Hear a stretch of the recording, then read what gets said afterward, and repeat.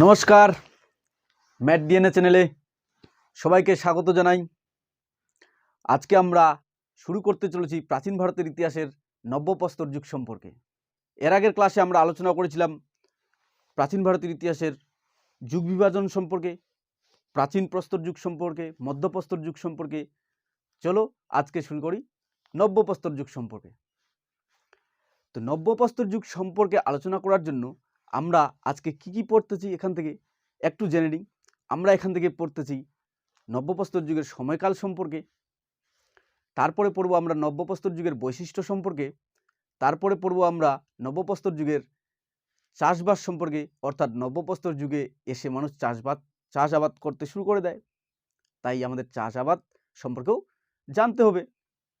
তারপরে আমরা জানতেছি এই নব্যপ্রস্তর যুগের অস্ত্রশস্ত্র সম্পর্কে, এবং তারপরে আমরা জানব যে এই নব্যপ্রস্তর যুগের কোথায় কোথায় নিদর্শন পাওয়া গেছে, সেই সমস্ত প্রাপ্তস্থলগুলোর নাম জানব। তো পাওয়া তো প্রায় নব্যপ্রস্তর যুগের সব জায়গায় গেছে, আমরা বেসিক্যালি সেই প্রাপ্তস্থলগুলোর কথাই আলোচনা করব যেগুলা পরীক্ষায় আসে, বরাবরই পরীক্ষায় আসে, সেইগুলোই আমরা আলোচনা করব। তো চলো শুরু করা যাক নব্যপ্রস্তর যুগের সময়কাল। নব্যপ্রস্তর যুগের সময়কাল হলো ঐতিহাসিকরা দিয়েছেন আনুমানিক 10,000 খ্রিস্টপূর্বাব্দ থেকে 1,000 খ্রিস্টপূর্বাব্দ। অনেক ঐতিহাসিক 8,000 খ্রিস্টপূর্বাব্দ থেকে 2,000 খ্রিস্টপূর্বাব্দ পর্যন্ত নিয়েছেন। তো আমরা এইটাকেই নিব, অর্থাৎ 10,000 খ্রিস্টপূর্বাব্দ থেকে 1,000 খ্রিস্টপূর্বাব্দ, এই সময়কালটাকেই আমরা আলোচনা করব।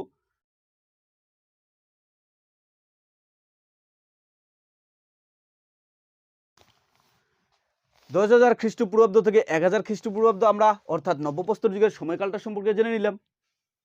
এরপর আমরা জানব নব্যপ্রস্তর যুগের বৈশিষ্ট্য সম্পর্কে।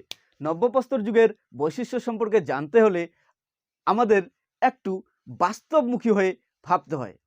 চলো তাহলে বাস্তবমুখী হয়ে ভাবতে শুরু করি, অর্থাৎ আমরা একটু চলে যাই প্রাচীন প্রস্তর যুগে এবং মধ্যপ্রস্তর যুগের দিকে।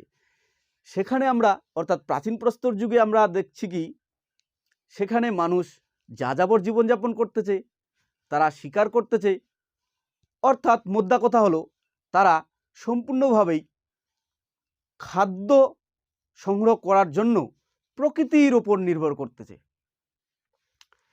এবং এরপর দেখব আমরা কি মধ্যপ্রস্তর যুগে সেই সমস্ত বৈশিষ্ট্যগুলির সঙ্গে আরেকটা নতুন বৈশিষ্ট্য যোগ হলো, যেটা হলো মধ্যপ্রস্তর যুগের মানুষজন পশুপালন করতে শুরু করে দেয়। তো পশুপালন যখন শুরু করে দিল মানুষ, তাহলে দেখো প্রাচীন প্রস্তর যুগে মানুষজন কি করত, এক স্থান থেকে অন্য স্থান থেকে ঘুরে বেড়াতো, অর্থাৎ তারা যাযাবর জীবনযাপন করত। তো যখন পশুপালন করতে তারা শুরু করে দিল, তখন কি হলো, এক স্থান থেকে অন্য স্থানে যাওয়া একটা সমস্যা হয়ে দাঁড়ালো। বিশেষ করে তোমরা জানোই যে মানুষ সর্বদাই অলস হয়, বিশেষ করে আমাদের মতো মানুষেরা। তো তাই আমরা নব্যপ্রস্তর যুগে দেখব যে নব্যপ্রস্তর যুগের মানুষজন স্থায়ী জীবনযাপন করতে শুরু করে দেয়। তারা কি করলো, এক স্থান থেকে অন্য স্থানে যাওয়া প্রায় সবসময় এক স্থান থেকে অন্য স্থানে যাওয়া মানুষের কাছে একটা সমস্যা হয়ে দাঁড়ালো। তাহলে নব্যপ্রস্তর যুগের মানুষ কি করতে শুরু করে দিল, স্থায়ী জীবনযাপন করতে শুরু করে দিল। অর্থাৎ নব্যপ্রস্তর যুগের বৈশিষ্ট্যের মধ্যে আমরা প্রথমেই দেখতে পাই যে তারা কি করতে শুরু করে, স্থায়ী জীবনযাপন শুরু করে দেয়। অর্থাৎ কি হলো, স্থায়ী জীবনযাপন করতে শুরু করে দেয়। স্থায়ী জীবনযাপন শুরু হয় মানুষের জীবনচর্চার মধ্যে। তারপরে আমরা দেখব কি, যখন মানুষ স্থায়ী জীবনযাপন করতে শুরু করলো, অর্থাৎ মানুষ এই সময় দেখলো কি হয়ে গেল, যে প্রাচীন প্রস্তর যুগে মধ্যপ্রস্তর যুগে মানুষ কি ছিল, প্রকৃতির ওপর নির্ভরশীল, অর্থাৎ খাদ্য সংগ্রহের দিকে তাদের প্রকৃতির ওপর নির্ভর করতে হতো। তাই মাঝে মধ্যেই তাদের সমস্যার মুখে পড়তে হতো, কারণ কখনো কখনো কোথাও হয়তো একদিন জঙ্গলে পশু পাখি শেষ হয়ে গেল, আবার সেখানে গাছপালার ফলমূল শেষ হয়ে গেল, তাহলে কি হতো, সমস্যা দেখা দিত। কিন্তু মানুষ কি করতে শিখলো, নব্যপ্রস্তর যুগে কৃষিকাজ করতে শিখলো, অর্থাৎ ফসল উৎপাদন করে নিজের খাবার নিজেরাই উৎপাদন করতে শুরু করে দিল। তাহলে আমরা দেখব কি নব্যপ্রস্তর যুগে মানুষজন কি করতে শুরু করে দেয়? কৃষিকাজ।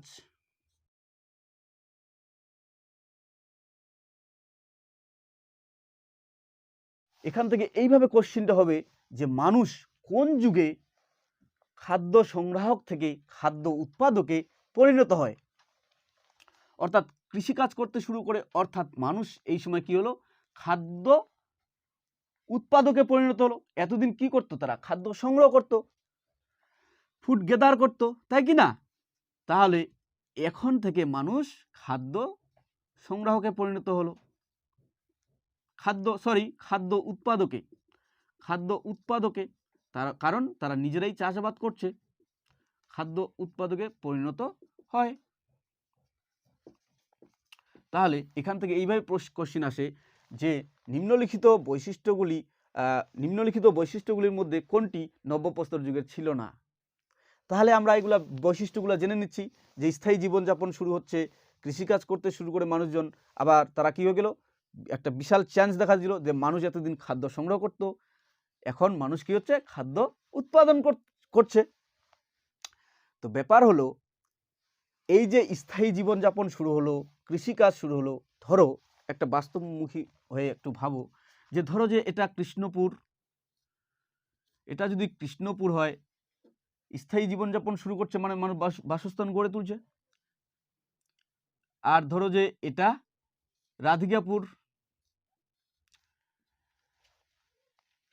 এই রাধিকা গেছে একদিন পাশের পুকুরে স্নান করতে, সেই সময় আমাদের নটখট কৃষ্ণ এসে উপস্থিত হয়েছে পুকুরে। তাহলে কি হয়েছে? এই রাধিকার সঙ্গে কৃষ্ণের প্রেম হয়ে গেল। তো কৃষ্ণের যখন প্রেম হয়ে গেল, তখন কৃষ্ণ আর রাধিকায় একদিন কি করলো? একটা ডেট ফিক্স করলো যে অমুক তারিখে আমরা কি করব? দেখা করব। তাই রাধিকা কি করবে? কৃষ্ণকে ইমপ্রেস করার জন্য আরও রঙিন পোশাক অর্থাৎ লাল টুকটুকে একটা শাড়ি পরে যাবে কৃষ্ণের সঙ্গে দেখা করতে। তাই আমার কথার মানেটা দাঁড়ালো যে এই সময় চরকা আবিষ্কৃত হয়, অর্থাৎ এই সময় কি হয়? চরকা আবিষ্কৃত হয়, অর্থাৎ নব্যপ্রস্তর যুগে চরকা আবিষ্কার হয়। চরকা জানো তো, যে সুতো কাটার যন্ত্র, চরকা আবিষ্কার হয়, অর্থাৎ বয়ন শিল্পের আবিষ্কার হয় এই সময়, বয়ন শিল্পের আবিষ্কার।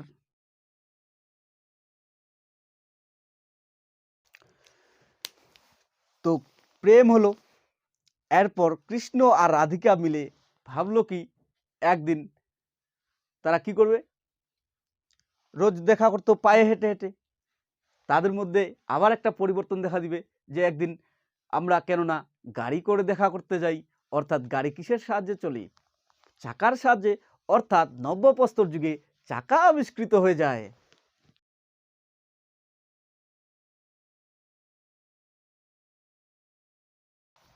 এরপর আমরা কি বৈশিষ্ট্য দেখতে পাই নব্যপ্রস্তর যুগের মধ্যে?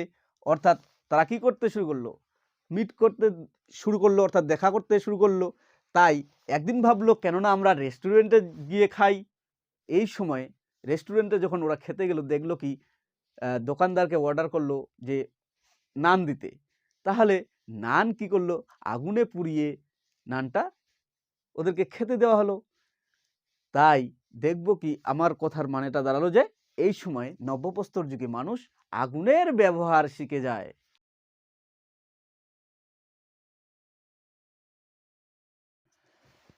আগুনের ব্যবহার শেখে। তাহলে আগুন আবিষ্কার হয় প্রাচীন প্রস্তর যুগে, এটা আমরা পড়ে নিয়েছি। কিন্তু মানুষ আগুন জ্বালাতে শেখে কোন যুগে? আগুন জ্বালাতে শেখে মানুষ নব্যপ্রস্তর যুগে। এটা কনফিউজটা তাহলে একেবারে দূর হয়ে গেছে আশা করা যায়। তো প্রেম হচ্ছে কৃষ্ণ রাধিকার মধ্যে, বিয়ে করতে হবে, বাচ্চা হবে, বাচ্চা হয়ে গেল, বাচ্চা হয়ে গেলে কী হয়ে যাচ্ছে? ফ্যামিলিটা বড় হয়ে যাচ্ছে, তার জন্য এখন বেশি পরিমাণে খাদ্য উৎপাদন করতে হবে। অর্থাৎ এটা ভাবো যে এই সময় মানুষ ধাতুর আবিষ্কার করে ফেলে, কারণ পাথরের সঙ্গে সঙ্গে এই সময় তামা ধাতুরও প্রচলন ঘটে যায় এবং তামা ধাতুর প্রচলন ঘটার ফলে কৃষিক্ষেত্রে একটা ব্যাপক পরিবর্তন ঘটে, অর্থাৎ খাদ্য বেশি উৎপাদন করতে হবে, এটা আমরা ভাবতে পারি।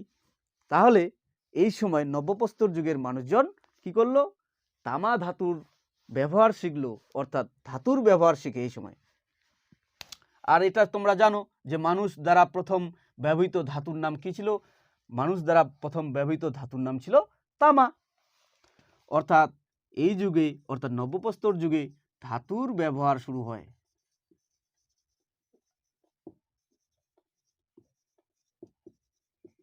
ধাতুর ব্যবহার শুরু হয়, প্রথম ব্যবহৃত ধাতুর নাম হলো তামা। তো দেখো, এই তামা কিন্তু নব্যপ্রস্তর যুগে প্রচলন হয়েছিল ঠিকই, কিন্তু ব্যাপার হচ্ছে কি, মানুষ কিন্তু ব্যাপকভাবে এই সময় পাথরই ব্যবহার করত, তামা সঙ্গে খালি শুধুমাত্র পরিচয় হয়েছিল। তো এই সময় নব্যপ্রস্তর যুগে মানুষ ধাতুর ব্যবহার শুরু করে, অর্থাৎ তামা ধাতুর সঙ্গে মানুষ পরিচিত হয়ে যায়। তো এই ছিল কতকগুলো বৈশিষ্ট্য নব্যপ্রস্তর যুগের। এখান থেকে এইভাবে কোশ্চিন হয় যে নিম্নলিখিতগুলির মধ্যে কোন বৈশিষ্ট্যটি নব্যপ্রস্তর যুগের নয়। তাহলে আমরা এই বৈশিষ্ট্যগুলো জানলে আমরা মোটামুটি নব্যপ্রস্তর যুগের বৈশিষ্ট্যগুলি থেকে আলোচনা উত্তর দিয়ে দিতে পারবো।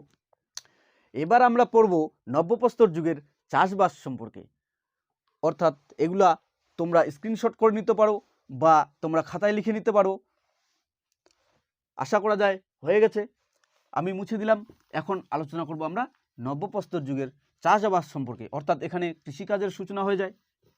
তাহলে নিশ্চয়ই ফসল উৎপাদন হতো, ফসল এখন কি কি উৎপাদন হতো সেইগুলোই আমরা জানব। আমরা সময়কাল আলোচনা করে নিয়েছি, বৈশিষ্ট্য আলোচনা করে নিয়েছি, এখন আলোচনা করব চাষবাস সম্পর্কে। তো নব্যপ্রস্তর যুগে মানুষ প্রথম যে ফসল উৎপাদন করেছিল সেই ফসলটির নাম হলো যব, অর্থাৎ মানুষ প্রথম ফসল উৎপাদন করেছিল যব, প্রথম উৎপাদিত ফসল। তাহলে মানুষ দ্বারা প্রথম উৎপাদিত ফসলের নাম আমরা কি জানলাম? যব। আর যব কোন যুগে আবিষ্কার হয়েছিল, উৎপাদন হয়েছিল? নব্যপ্রস্তর যুগে। এরপর যে ফসলটি উৎপাদন হয়েছিল সেটির নাম ছিল গম। তো মানুষ প্রথম উৎপাদন করলো যব, কিন্তু এরপর উৎপাদন হয়েছিল গম, কিন্তু মানুষ যেটাকে খাদ্যশস্য হিসেবে প্রথম গ্রহণ করেছিল সেটা ছিল গম, অর্থাৎ প্রথম খাদ্যশস্য ছিল গম। তাহলে এখান থেকে একটা কোশ্চিন এইভাবে হতে পারে বা মনে প্রশ্ন জাগতে পারে যে যব প্রথম উৎপাদিত ফসল হচ্ছে, মানে উৎপাদনের দিক থেকে যব প্রথম, কিন্তু আমরা খাদ্যশস্য হিসেবে গমকে কেন আবার গ্রহণ করছি? এই যে যব ছিল, এই যব পূজা অর্চনায় অর্থাৎ ধার্মিক কাজে ব্যবহার করা হতো। তাহলে এটা ক্লিয়ার হয়ে গেল।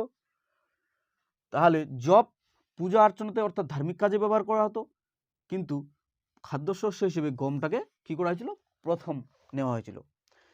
আবার এইভাবেও কোশ্চিন দিতে পারে যে উৎপাদনের দিক থেকে নিম্নলিখিত ফসলগুলিকে ক্রমান্বয়ে সাজাও। তাহলে এখান থেকে নানান রকম ফসলগুলোর নাম দিয়ে দিবে উলটপালট করে, তাদের মধ্যে ক্রমান্বয়ে সাজাতে বলবে, মানে পরপর করে সাজাতে বলবে যে কোনটি সঠিক। তাহলে প্রথমে উৎপাদিত হয়েছিল যব, তারপরে ছিল গম, তারপরে হলো ধান, তারপরে হলো ভুট্টা। এই চারটার নাম জানলেই হয়ে যায়। যব প্রথম, তারপরে গম, তারপরে ধান, তারপরে ভুট্টা, এইভাবে ফসলগুলো আসছিল। অর্থাৎ উৎপাদন হয়েছিল প্রথমে যব, তারপরে গম, তারপরে ধান, তারপরে ভুট্টা। তাহলে আমরা একটু চাষবাস সম্পর্কেও জেনে নিলাম। এরপরে আমরা আলোচনা করব নব্যপ্রস্তর যুগের অস্ত্রশস্ত্র সম্পর্কে। নব্যপ্রস্তর যুগের অস্ত্রশস্ত্র সম্পর্কে আলোচনা করার জন্য আমাদের জানতে হবে এই সময় কি কি উপকরণ পাওয়া গেছিল। এই সময় হাতকুটার পাওয়া গেছিল, কাস্তে পাওয়া গেছিল, নানান রকম ছোট ছোট অস্ত্র, মানে সূক্ষ্ম সূক্ষ্ম চকচকে ধারালো অস্ত্র পাওয়া গেছিল এই সময়, এবং সেই অস্ত্রগুলি ছিল মসৃণ। তাহলে এই যে অস্ত্রশস্ত্র নব্যপ্রস্তর যুগের, এই নব্যপ্রস্তর যুগের অস্ত্রশস্ত্রগুলি কি দিয়ে তৈরি করা হতো? আমরা প্রাচীন প্রস্তর যুগে দেখেছিলাম যে প্রাচীন প্রস্তর যুগের অস্ত্রশস্ত্রগুলি কোয়ার্টজাইট পাথর দিয়ে তৈরি হতো, কিন্তু নব্যপ্রস্তর যুগের অস্ত্রশস্ত্রগুলি তৈরি হতো কি দিয়ে? স্লেট পাথর দিয়ে। অর্থাৎ এই যুগে অস্ত্রশস্ত্রগুলি কি হয়? খুব ধারালো হয়, আবার কি হয়? চকচকে এবং মসৃণ। এই জন্য সমাজে, অর্থাৎ মানব সমাজে একটা ব্যাপক বিবর্তন বা পরিবর্তন ঘটে যায়। তার জন্য ঐতিহাসিক গর্ডন চাইল্ড কি করেছেন? এই নব্যপ্রস্তর যুগকে নিওলিথিক রেভলিউশন বা নব্যপ্রস্তর যুগীয় বিপ্লব বলে উল্লেখ করেছেন। তাহলে এখানে আমরা অস্ত্রশস্ত্র সম্পর্কে একটু ধারণা নিলাম যে এখানে অস্ত্রশস্ত্র স্লেট পাথর দিয়ে বানানো হতো, স্লেট পাথর দিয়ে বানানো হতো। আর কি হচ্ছে, এই কোশ্চেনটা একটু ইম্পর্টেন্ট, যে কোন ঐতিহাসিক নব্যপ্রস্তর যুগকে নিওলিথিক রেভলিউশন বা নব্যপ্রস্তর যুগীয় বিপ্লবের সঙ্গে অভিহিত করেছেন। তাহলে আমরা নামটা জেনে নিলাম যে গর্ডন চাইল্ড কি করেছেন?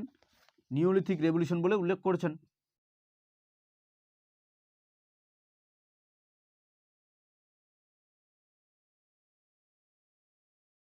তাহলে আমরা নব্যপ্রস্তর যুগের অস্ত্রশস্ত্র সম্পর্কেও একটু সাধারণ জ্ঞান নিয়ে নিলাম। তাহলে এখন আলোচনা করব আমরা নব্যপ্রস্তর যুগের প্রাপ্তস্থল সম্পর্কে। তো নব্যপ্রস্তর যুগের প্রাপ্তস্থল সম্পর্কে আলোচনা করার জন্য আমরা উল্লেখযোগ্য কতগুলি স্থানের নাম জানব, যার মধ্যে উল্লেখযোগ্য ছিল মেহেরগড়, যেটা বর্তমানে পাকিস্তানের বালুচিস্তানে অবস্থিত।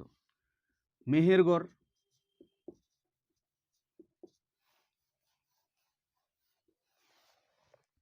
মেহেরগড় কোল্ডি হাওয়া,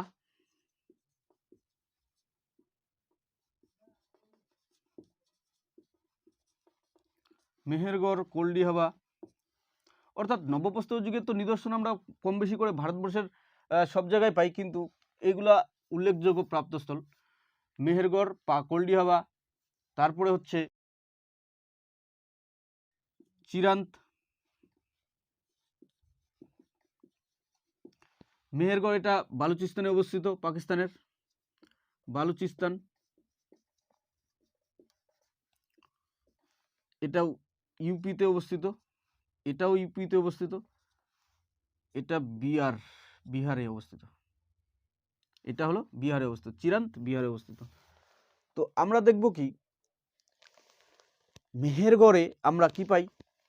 মেহেরগড় থেকে কি কি নিদর্শন পাচ্ছি আমরা? মেহেরগড় থেকে আমরা নিদর্শন পাচ্ছি প্রথম কৃষিকাজের প্রমাণ, প্রথম কৃষিকাজের প্রমাণ, অর্থাৎ এটা হলো ৭০০০ খ্রিস্টপূর্বাব্দ। আর কোল্ডি হাওয়া থেকেও আমরা কৃষিকাজের সাক্ষ্য পাচ্ছি। আর কি পাচ্ছি? মেহেরগড় থেকে আমরা প্রথম মহিষ পালনের নিদর্শন পাচ্ছি। আমরা প্রথম মহিষ পালনের নিদর্শন আমরা কোথা থেকে পাই? প্রথম মহিষ পালনের নিদর্শন আমরা পাই মেহেরগড় থেকে। মহিষ পালনের নিদর্শন আমরা কোথা থেকে পাচ্ছি? মেহেরগড় থেকে পাচ্ছি। আর কোল্ডি হাওয়া থেকে আমরা পাচ্ছি তুষের নিদর্শন, অর্থাৎ এখানেও কৃষিকাজের প্রমাণ পেয়েছি আমরা। তুষের নিদর্শন, এই তুষের নিদর্শন আমরা কোথা থেকে পাচ্ছি? কোল্ডি হাওয়া থেকে। এরপর আমরা লহুরাদেব থেকে এক রিসেন্ট অনুসন্ধান চালিয়ে, অর্থাৎ রিসার্চ করে, এই লহুরাদেব থেকে আমরা সব থেকে প্রাচীন কৃষিকাজের সাক্ষ্য পাই। সব থেকে প্রাচীন কৃষিকাজের সাক্ষ্য আমরা পাই লহুরাদেব থেকে, অর্থাৎ এখানেও কৃষিকাজের প্রমাণ পেয়েছি আমরা। এখন ব্যাপার হলো কি, এই যে মেহেরগড় থেকে আমরা কৃষিকাজের প্রমাণ পেয়েছি, এখান থেকে আমরা পেয়েছি বিশেষত গম এবং জব এবং গম, এই দুটি জিনিসের চাষ হয়েছিল এখানে বিশেষত। কিন্তু লহুরাদেব থেকে আমরা যেটা কৃষিকাজের প্রমাণ পেয়েছি সেটা হলো ধান। আর এটা এটা কত খ্রিস্টাব্দে চাষাবাদ হতো? ৮০০০ খ্রিস্টপূর্বাব্দে। অর্থাৎ তোমরা এখন দেখো, এতদিন পর্যন্ত আমরা মানে প্রথম দিকে আমরা যেটা সাইট পেয়েছি সেই সাইটটার নাম ছিল মেহেরগড়। বোঝার চেষ্টা করো একটু, যে প্রথমে আমরা উৎখনন করে যে সাইটটা পেয়েছিলাম, অর্থাৎ যেখান থেকে কৃষিকাজের প্রমাণ পেয়েছি, সেটা হলো মেহেরগড়। কিন্তু অর্থাৎ ব্যাপার হচ্ছে, মেহেরগড় থেকে যেহেতু আমরা প্রথম পেয়েছিলাম, তাই মেহেরগড়টাই আমরা কি দেখছিলাম, যে ৭০০০ খ্রিস্টপূর্বাব্দ, অর্থাৎ এটাই প্রাচীন। কারণ এই যে কল্ডিহাবা থেকে চাষের কৃষিকাজের প্রমাণ পেয়েছি আমরা, এটা হলো ৬৫০০ খ্রিস্টপূর্বাব্দ, অর্থাৎ ৬৫০০ খ্রিস্টপূর্বাব্দ। তাহলে এক্ষেত্রে দেখো ৭০০০ খ্রিস্টপূর্বাব্দ মানে আমরা লহুরাদেব যখন পর্যন্ত আবিষ্কার হয়নি, তাহলে কি হয়েছিল, মেহেরগড়টাই কি ছিল, প্রাচীনতম কৃষিকাজের প্রমাণ বহন করে চলছিল এতদিন ধরে। কিন্তু আমরা তো এখন লহুরাদেব পেয়ে গেছি, এই সাইটটা পেয়ে গেছি, এখানে আমরা পাচ্ছি কত, ৭০০০ থেকে ৮০০০ খ্রিস্টপূর্বাব্দ, অনেক আগে।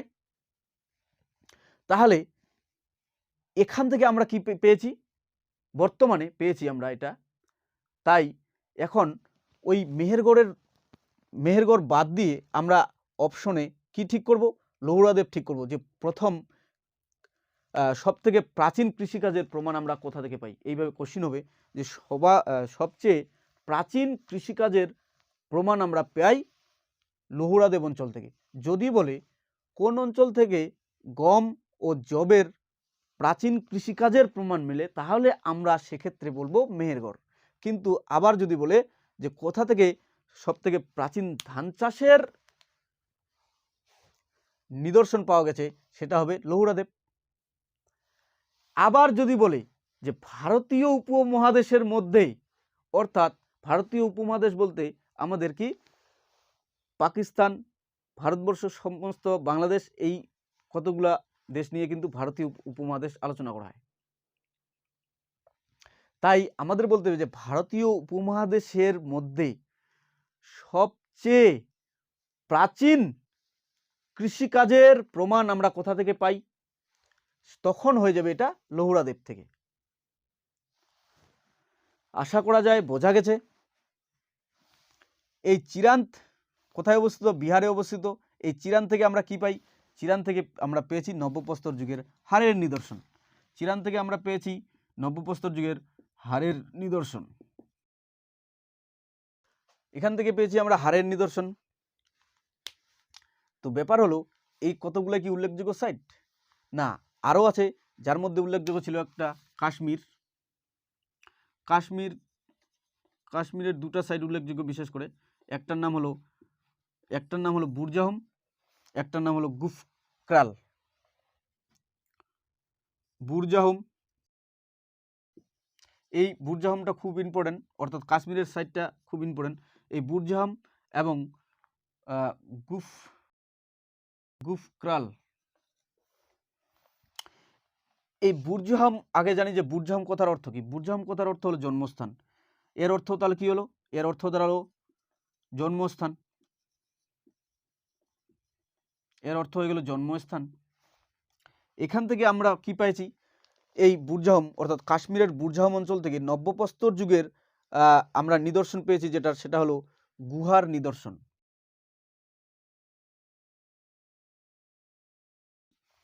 আর কি পেয়েছি আমরা, যে বুরজাহমের মানুষজন কি করত, মৎস্য চাষ করত। মৎস্য চাষ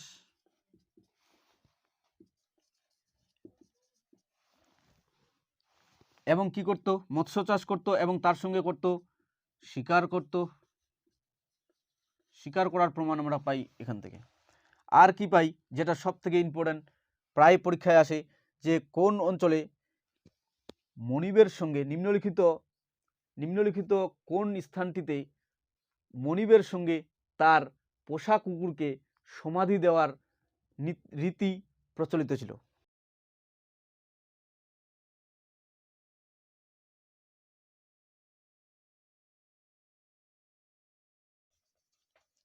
তাদের মধ্যে একটা অন্ধবিশ্বাস প্রচলিত ছিল, যে মনিব মারা যাবে, অর্থাৎ প্রভু মারা গেলে তার যে কুকুরটি থাকবে সেই কুকুরটি নাকি মৃত্যুর পরেও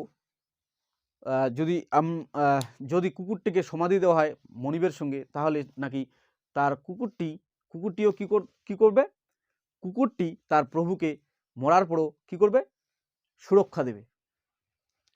এই জিনিসগুলি প্রচলিত ছিল। তাহলে কি কি আমরা দেখলাম কাশ্মীরের বুরজাম থেকে? কাশ্মীরের বুরজাম কথার অর্থ প্রথমে জানলাম আমরা জন্মস্থান। তারপরে কি করত মানুষ, নবপ্রস্তর যুগের মানুষ গুহায় বাস করত, তার প্রমাণ পাওয়া যায় কাশ্মীরের বুরজাম অঞ্চল থেকে।